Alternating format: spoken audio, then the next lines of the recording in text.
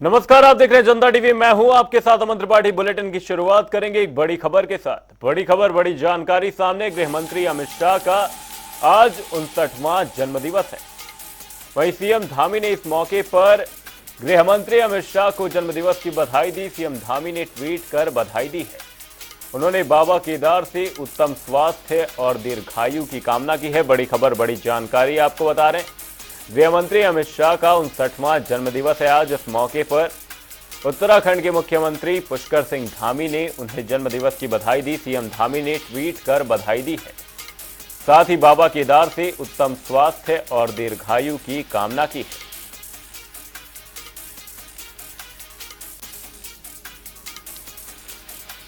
गृहमंत्री अमित शाह का 59वां जन्मदिवस है आज। जिस मौके पर सीएम धामी ने ट्वीट कर उन्हें बधाई दी। साथ ही बाबा केदार से उत्तम स्वास्थ्य और दीर्घायु की कामना की है।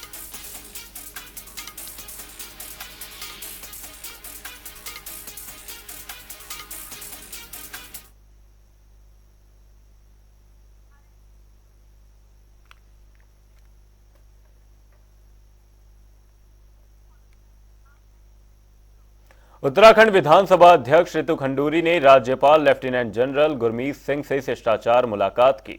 इस दौरान राज्यपाल ने अफ्रीकी देश घाना में संपन्न हुए सीपीए सम्मेलन में इंडिया रीजन का मजबूती से प्रतिनिधित्व करने पर विधानसभा अध्यक्ष की प्रशंसा कर उन्हें बधाई दी।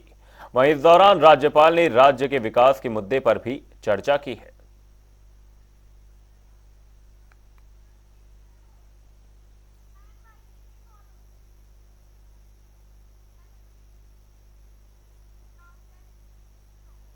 देश भर में आज शारदीय नवरात्र की महाअष्टमी मनाई जा रही है। मां महागौरी की पूजा के लिए मंदिरों में भक्तों का तांता लगा हुआ है और माता रानी के जयकारों से मंदिर गूंज रहे हैं। अष्टमी पर कन्या पूजन का विशेष महत्व है।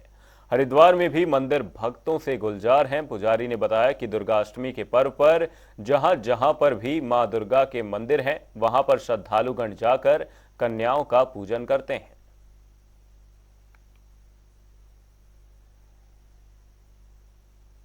मैं यहीं हरिद्वार से हूँ और पूरे नवरात्रे माता रानी के दर्शन करने पहले मनसा देवी, फिर माया देवी, फिर गंगा जी पे आते हैं। और हर मंगलवार मैं यहाँ कम से कम 17-18 सालों से आ रहा हूँ और माँ के दर्शन करके बहुत ही आत्मा को संतुष्टि मिलती है। चाहे मनसा देवी है, माया देवी है, बहुत ही सिद्ध पीठ है। हरिद्वार माया देवी मंदिर यहाँ कई लोगों को, कम लोगों को पता है। मनसा देवी, चंडी देवी तो सभी जानते हैं, लेकिन माया देवी एक हमारी सिद्ध पीठ है। और पहले हरिद्वार का नाम माया नगरी था, वो माया देवी मंदिर के नाम से ही माया नगरी था, बाद में इसको हरिद्वार हुआ। तो मैं सभी से निवेदन करूंगा, आए जब भी हरिद्वार आए माया देवी दर्शन जरूर करें, मनसा देवी दर्शन करें, गंगा माँ के दर्शन करके जरूर जय माँ। बहुत ही मतलब आत्मा खुश हो जाती है, संतुष्ट हो जाती है। बहुत सुंदर दर्शन हुए। माता रानी के दर्शन पहले मनसा देवी दर्शन करें, माया देवी करें, अब गंगा जी पे जाएंगे उसके बाद। देहरादून में डीएवी पीजी कॉलेज की दीवार गिरने से हुई युवती की मौत मामले में कांग्रेस प्रदेश प्रवक्ता शीशपाल सिंह बिष्ट ने युवती की मौत के लिए जिम्मेदार अधिकारियों के खिलाफ सख्त कार्रवाई की मांग की है। वहीं शीशपाल सिंह बिष्ट ने कहा कि कई बार शिकायत के बावजूद भी कॉलेज और जिला प्रशासन ने कोई कार्रवाई नहीं की, जिसकी वजह से एक मासूम ने अपनी जान गंवा दी। उन्होंने कहा यह मौत नहीं बल्कि हत्या है। साथ ही मृतका के परिजनों को उचित मुआवजा मिलना चाहिए।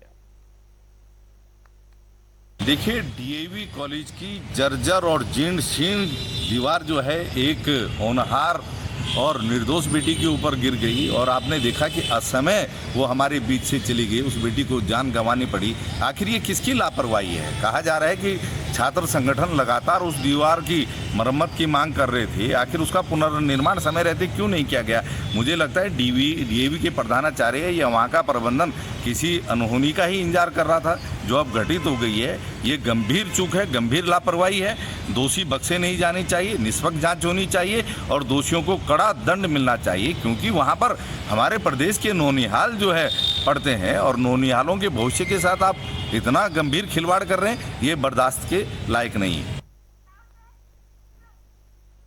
रुक करेंगे देहरादून से एक बड़ी खबर का। बड़ी खबर, बड़ी जानकारी सामने। रुक कर रहे हैं बड़ी खबर का। 5 राज्यों में विधानसभा चुनाव होने का मामला सामने आया है। वहीं उत्तराखंड के 9 आईएएस अधिकारियों की इस दौरान ड्यूटी लगाई जाएगी। वहीं 9 आईएएस अधिकारियों को चुनाव ऑब्जर्वर बनाया गया है। एक आईएएस की ड्यूटी मिजोरम में लगाई गई है। वहीं 5 आईएएस अधिकारी मध्य प्रदेश चुनाव में ड्यूटी पर लगाए जाएंगे। वहीं 3 आईएएस अधिकारी छत्तीसगढ़ में ड्यूटी देंगे। बड़ी खबर, बड़ी जानकारी आपको बता रहे हैं। 5 राज्यों में विधानसभा चुनाव होने हैं, जिसको लेकर उत्तराखंड के 9 आईएएस अधिकारियों की इस दौरान ड्यूटी लगाई जानी है। 9 आईएएस अधिकारियों को चुनाव ऑब्जर्वर बनाया गया है। आपको बता दें, एक आईएएस की ड्यूटी मिजोरम में लगाई गई है। वहीं 5 आईएएस अधिकारियों को मध्य प्रदेश चुनाव में ड्यूटी दी गई है। वहीं 3 आईएएस अधिकारी छत्तीसगढ़ में ड्यूटी देते नजर आएंगे। 5 राज्यों में विधानसभा चुनाव होने हैं। वहीं उत्तराखंड के 9 आईएएस अधिकारियों की इस दौरान ड्यूटी लगने वाली है। 9 आईएएस अधिकारियों को चुनाव ऑब्जर्वर बनाया गया है। एक आईएएस की ड्यूटी मिजोरम में लगाई गई है। वहीं आपको बता दें, 5 आईएएस अधिकारी मध्य प्रदेश चुनाव में ड्यूटी देते नजर आएंगे। वहीं 3 आईएएस अधिकारी छत्तीसगढ़ में ड्यूटी देंगे। उत्तराखंड के 9 आईएएस अधिकारियों की आगामी 5 राज्यों में होने वाले विधानसभा चुनावों में ड्यूटी लगाई गई है। इसी खबर पर हमारे संवाददाता नवीन शुक्ला हमारे साथ जुड़े हुए। नवीन, आपसे जानना चाहेंगे, यहां पर उत्तराखंड के 9 आईएएस अधिकारियों की बड़ी ड्यूटी लगाई गई है। 5 राज्यों में होने वाले विधानसभा चुनावों को लेकर क्या कुछ अपडेट है और किन कारणों से ये ड्यूटी लगाई गई है? जी अमन, निश्चित तौर पर उत्तराखंड के जो 8 आईएएस अधिकारी हैं उनकी चुनावी ड्यूटी लगाई गई है। कहीं ना कहीं जो मध्य प्रदेश, छत्तीसगढ़, राजस्थान में विधानसभा चुनाव होने वाले हैं उसको लेकर ड्यूटी लगाई गई है, जिसमें जो है आर राजेश कुमार है वह जाएंगे ड्यूटी पर। देव कृष्ण तिवारी, विनीत कुमार, नितिन भदौरिया, मनोज गोयल, दीपेंद्र चौधरी, उमेश नारायण पांडे और ऐसे तमाम सारे अधिकारी हैं, उनकी जो है चुनावी ड्यूटी लगाई गई है। कहीं ना कहीं अब जिस तरीके से अब राज्यों में चुनाव हो रहे हैं उसको लेकर तमाम सारी तैयारियां की जा रही है। इसको मद्देनजर देखते हुए अब इन जो उत्तराखंड के अधिकारी हैं उनकी ड्यूटी चुनाव में लगाई जा रही है। साथ ही नवीन, आपसे ये भी जानना चाहूंगा, ये तमाम आईएएस अधिकारी किन लोगों का नाम यहां पर निकलकर सामने आया, वहीं साथ ही किस तरीके से भारतीय जनता पार्टी फिलहाल चुनावों को देख रही है, जिसके चलते इन्हें चुनाव ऑब्जर्वर बनाकर इनकी ड्यूटी लगाई गई है? जी निश्चित तौर पर मैं बताना चाहूंगा अमन की जो छत्तीसगढ़ के लिए ऑब्जर्वर के रूप में नितिन सिंह भदौरिया और जो मनोज गोयल हैं उन्हें ऑब्जर्वर बनाया गया है। इसके साथ ही आर राजेश कुमार, देव कृष्ण तिवारी, विनीत कुमार, दीपेंद्र चौधरी और उमेश नारायण पांडे, हरीशचंद्र कंसाल मध्य प्रदेश विधानसभा चुनाव के लिए उनकी जो नियुक्ति की गई है वो ऑब्जर्वर के रूप में की गई है। कहीं ना कहीं जो सरकार है तमाम सारी व्यवस्थाओं को दुरुस्त करने में लगी हुई है और इसके साथ ही जो राज्यों में जो चुनाव है उसको देखते हुए इन तमाम सारे जो अधिकारी हैं उनकी ड्यूटियां इन राज्यों में लगाई गई है। 5 राज्यों में विधानसभा चुनाव होने हैं, जिसे लेकर उत्तराखंड के 8 आईएएस अधिकारियों की ड्यूटी लगाई गई है। बहुत बहुत धन्यवाद नवीन, तमाम जानकारी के लिए। इन आईएएस अधिकारियों को चुनाव ऑब्जर्वर बनाया गया है। राज्य मंत्री मजहर नईम नवाब हरिद्वार पहुंचे, जहां उन्होंने 11 विधानसभाओं के संबंधित अधिकारियों और मुख्य विकास अधिकारी के साथ बैठक की और विकास कार्यों और विकास योजनाओं को लेकर समीक्षा की। साथ ही बता दें, राज्य मंत्री ने सख्त तेवर में साफ तौर पर कहा कि जो अधिकारी समीक्षा बैठक में नहीं पहुंचे उन्हें नोटिस जारी किए जाएंगे और उनसे स्पष्टीकरण मांगा जाएगा।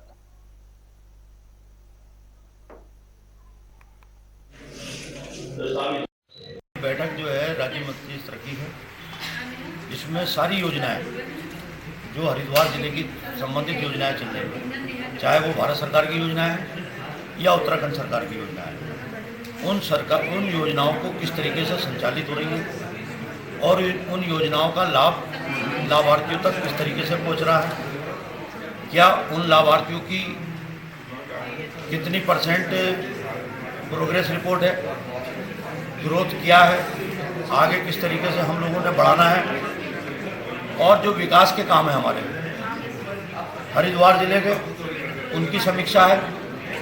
कोई विकास का काम मुख्यमंत्री हमारे घोषणा का काम अगर रुका है, किस कारण से रुका है, इसकी यहाँ आज हम समीक्षा कर रहे हैं और जो काम रुके हैं उन्हें जल्दी शुरू कराया जाएगा। उन पर सरकार से बात करके गति दी जाएगी और विकास के कामों के साथ साथ जो हमारी योजनाएं हैं उन योजनाओं की ग्रोथ बढ़ाने के लिए, उन योजनाओं की तेजी से लाभार्थियों तक पहुंचाने के लिए हम काम कर रहे हैं। देहरादून में परेड ग्राउंड में रावण दहन की अनुमति को लेकर चल रही चिंता दूर हो गई। बन्नू बिरादरी दशहरा कमेटी की ओर से यहां पर रावण का पुतला बनाकर दहन करने का प्रस्ताव रखा गया तो स्मार्ट सिटी अनुमति देने से पीछे हट गया था। वहीं उनका कहना था कि परेड ग्राउंड की खूबसूरती को नुकसान होगा। आपको बता दें कि परेड ग्राउंड को सुंदर बनाने में करीब 9 करोड़ रुपए खर्च किए गए थे। वहीं इस दौरान राजपुर विधायक खजान दास ने कहा कि परेड ग्राउंड सौंदर्यीकरण को जो भी नुकसान पहुंचेगा उसकी भरपाई वह अपनी विधायक निधि से करेंगे।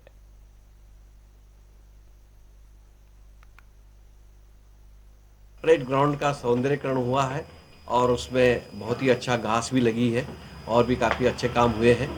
इसके लिए जिलाधिकारी ने कहा था कि इस घास जलेगी अगर दशहरा दहन आप करते हैं, क्योंकि कोरोना काल में भी क्योंकि प्रथा को तो बनाए रखना हमारा दायित्व बनता है जो पूर्वजों ने हमको विरासत के रूप में दी है। उसको बनाने के लिए मैं संतोष भैया को बहुत बहुत शुभकामनाएं और बधाई देना चाहूँगा कि कोरोना काल में भी दशहरे का दहन किया गया, दशहरे रावण का दहन हुआ है और कुल मिलाकर के जिस तरह से जो है बन्नू स्कूल में उस समय किया गया था, किंतु उसके बाद फिर परेड ग्राउंड में ऐतिहासिक समय से ये चलता आ रहा है।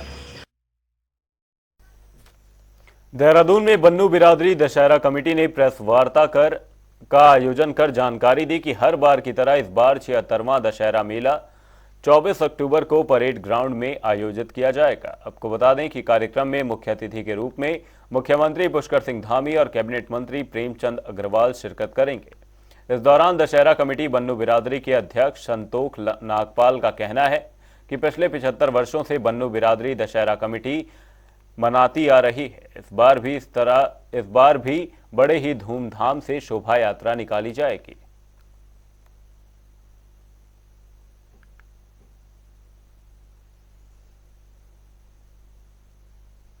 बुराई पर अच्छाई का प्रतीक हमारा दशहरा महोत्सव पिछले 75 सालों से हमारी बन्नू बिरादरी दशहरा कमेटी मनाती आ रही है, जिसमें हमें हमारे संस्थापक अध्यक्ष स्वर्गीय सेठ लक्ष्मण दास विरमानी जी का आशीर्वाद मिलता रहा है।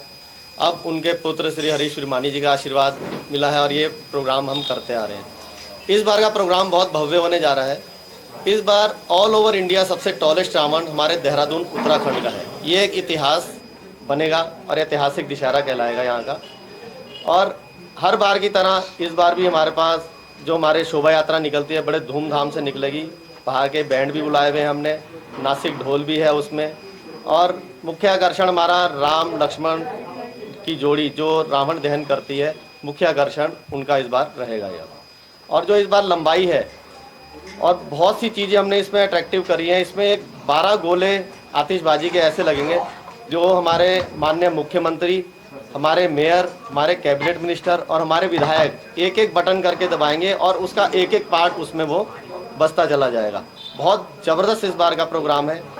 मेरे मीडिया भाई बंधुओं का भी बहुत बहुत धन्यवाद दूंगा मैं। पूरा कॉर्पोरेट आपका मिल रहा है, आगे मिलेगा भी, ये मैं आश्वासन आपसे चाहूँगा। और जैसा अब और भीड़ भी इस बार बहुत ज़बरदस्त क्राउड रहेगा। शासन प्रशासन का मुझे सहयोग पहले भी मिलता आ रहा है। उम्मीद है इस बार पूरा सहयोग सबका मेरे साथ होगा। हरिद्वार के झबरेड़ा और लिब्बर हेड़ी में प्रदूषण विभाग के नियमों को ताक पर रखकर कोल्हू ठेकेदारों की ओर से हवा में जहर घोलने का काम किया जा रहा है। तो वहीं प्रदूषण विभाग ऐसे कोल्हुओं पर सख्त कार्रवाई करने में नाकाम साबित हो रही है। मंगलौर के देहात क्षेत्र में लगातार रबड़ और प्लास्टिक जलाकर चीनी से बूरा बनाने का काम किया जाता है। साथ ही कोल्हुओं में गन्ने का रस पकाने के लिए रबड़ और प्लास्टिक उपयोग कर लोगों की सेहत के साथ खिलवाड़ किया जा रहा है।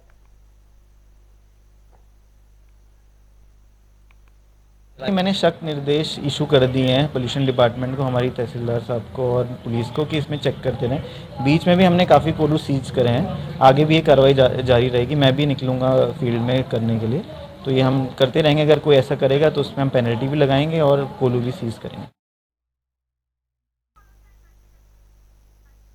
गढ़वाल मंडल विकास निगम की स्थापना 31 मार्च 1976 में हुई थी। GMVN की स्थापना का मुख्य उद्देश्य उत्तराखंड के गढ़वाल मंडल में पर्यटन को बढ़ावा देना है।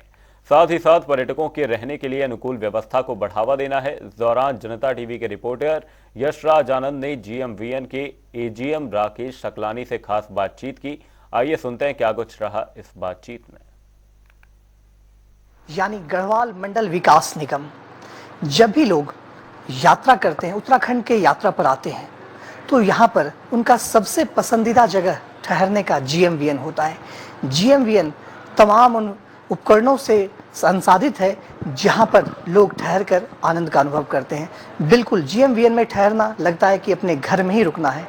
इसी अवसर पर हमारे साथ बातचीत करने के लिए GMVN के AGM टूरिज्म राकेश सकलानी जी हैं। सबसे पहली बात तो राकेश सकलानी जी हमारे चैनल पर पहली बार आए हैं, तो सर सबसे पहले तो आपको बहुत बहुत धन्यवाद। धन्यवाद आपका, आपके चैनल का।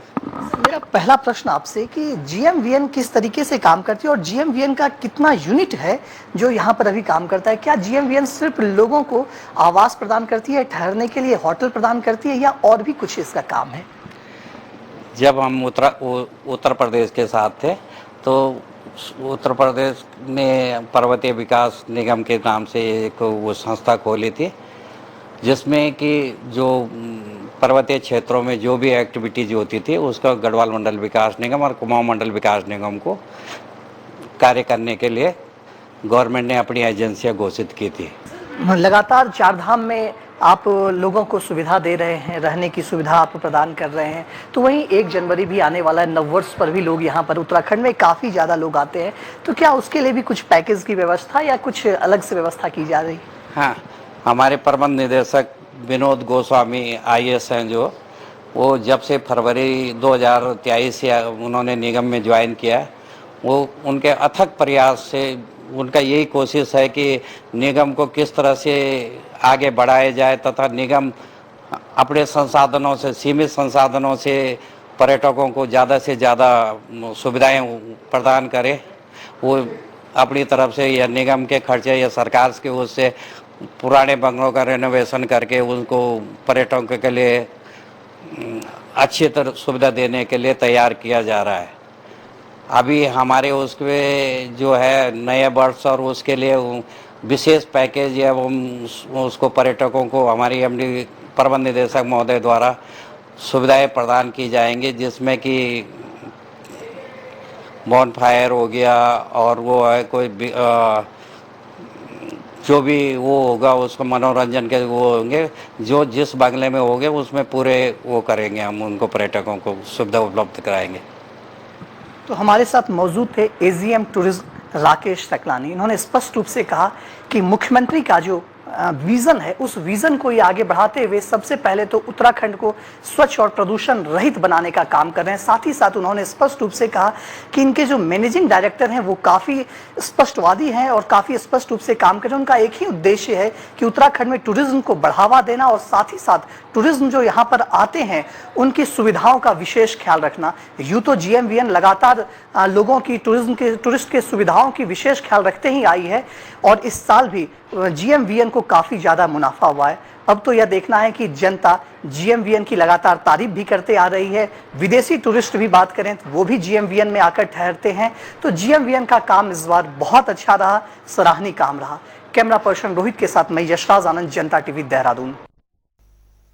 बुलेटिन में फिलहाल के लिए सिर्फ इतना ही। कि जाएगा नहीं, जनता टीवी पर खबरों का सिलसिला रहेगा जारी। तब तक के लिए नमस्कार।